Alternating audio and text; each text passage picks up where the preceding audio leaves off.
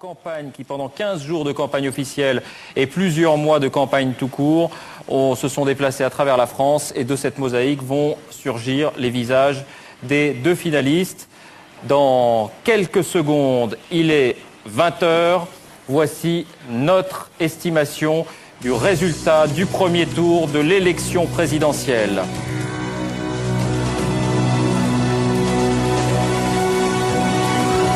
En tête, Jacques Chirac, 20% des voix. Énorme surprise, Jean-Marie Le Pen semble devoir être le second avec 17% des voix. C'est un problème d'organisation de la société. Je ne suis pas l'homme providentiel. Arrêtez avec la politique de Disneyland. Je suis candidat à l'élection présidentielle et je suis candidat pour la gagner. Je suis la candidate de la France du peuple. Je suis l'héritier de votre confiance. Il est 20h, vous découvrez ces deux visages sur votre écran. Emmanuel Macron, crédité de 23,7%. Ce sont les estimations du premier tour, suivies par Marine Le Pen, la candidate du Front National, qui obtiendrait toujours, selon nos premières estimations, Ipsos 21,7% des suffrages.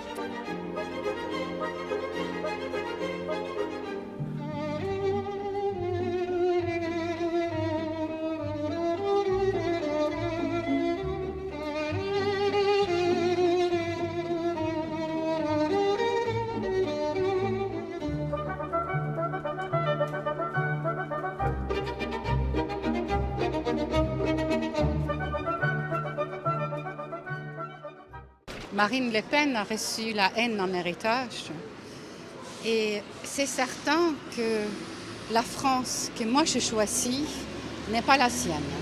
Donc ça ne change pas, le Front National ne change pas. Écoutez, c'est un parti qui n'est pas républicain, il a été condamné 19 fois. C'est un parti qui n'est pas républicain? Ah non, je suis donc il faut l'interdire? Ah moi je pense qu'il faut l'interdire. Hein. Vous pensez qu'il faut interdire le Front National? Oui, mais c'est compliqué parce qu'après il y a reconstitution de Ligue dissoute, vous savez.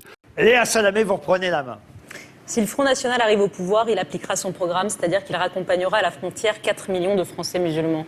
Où est-ce que vous avez lu dans le programme du Front National qu'ils vont raccompagner 4 millions de Français musulmans à la frontière? Ah, mais c'est pas de la spéculation, c'est la conséquence. Pardonnez-moi, de la dire que le FN appliquera son programme et que le programme du Front National c'est de raccompagner 4 millions de Français à la frontière, c'est faux. Ben non, c'est vrai. Non, c'est faux. Ils ne l'ont jamais dit, ils ne l'ont jamais écrit.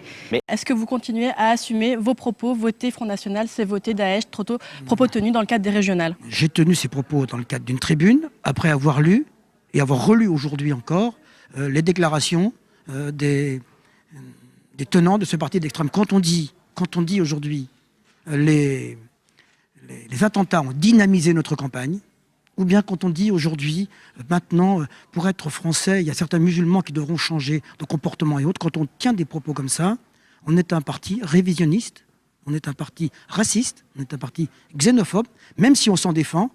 40% des Français votent pour une arnaque. Oui. Oui. Oui, les Français qui font ce choix, bien sûr je les respecte. Parce que quand il y a un vote de colère, il faut l'entendre. Mais ils votent pour un parti antisémite, raciste, qui n'aime pas la République, qui n'aime pas l'histoire de notre pays. En tout cas, son histoire la plus belle, la grandeur, qui puise son fond idéologique dans les pires moments de notre histoire. Et qui en plus trompe les Français.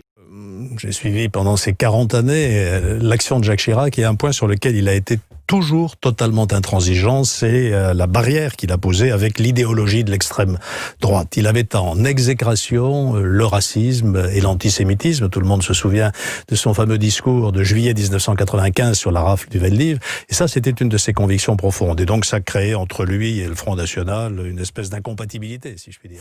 En France, je vois avec effroi cette montée du Front National. Et j'ai l'impression que les gens sont soit tétanisés, soit inconscients. Oui. Il y a une question politique en France majeure. Il y en a d'autres, mais il y a une question majeure, c'est aujourd'hui la possibilité que Marine Le Pen arrive au pouvoir. Il arrive que la volonté générale erre. Il arrive que les peuples veuillent le pire alors qu'ils croient poursuivre le bien. Si Marine Le Pen était élue, ce serait de la misère, ce serait du chaos. La droite et l'extrême droite ont forgé leur union dans un combat d'intolérance contre une partie des Français contre les homosexuels. Ce type est dangereux. Et il faut pour toi, il est dangereux. Mais bien sûr qu'il est dangereux, parce qu'il manie des idées qui sont dangereuses. Qu'est-ce que c'est un blanc de souche? Moi, je suis italien d'origine. Il y a des Espagnols, il y a des Turcs, il y a de tout dans la société, des Polonais, des Arabes, des Juifs, des Maghrébins. Et heureusement qu'on construit quand même une société multiculturelle. Et là, il a tendance à nous dire, vous allez disparaître sous l'influence du Maghreb, etc. Quand on s'attaque aux Juifs de France, on s'attaque à la France et on s'attaque à la conscience universelle. Ne l'oublions jamais. Ne laissons jamais passer ces faits et que la justice soit implacable à l'égard de ces prédicateurs de la haine. Je le dis avec force, ici, à la tribune de l'Assemblée nationale. Quand quelqu'un s'interroge et qu'il vient me dire à moi ou à la ministre de l'Éducation nationale, mais je ne comprends pas, cet humoriste, lui, vous voulez le faire taire, et les journalistes de Charlie Hebdo voulaient monter au pinacle. Mais il y a une différence fondamentale, et c'est cette bataille que nous devons gagner, celle de la pédagogie auprès de notre jeunesse.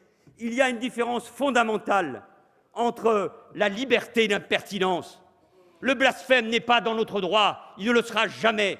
Il y a une différence fondamentale entre cette liberté et l'antisémitisme, le racisme, l'apologie du terrorisme, le négationnisme, qui sont des délits, qui sont des crimes, et que la justice devra sans doute punir avec encore plus de sévérité. Merci, Monsieur le Président. Monsieur le ministre de l'Intérieur, la démocratie, c'est le mal. La démocratie, c'est la mort.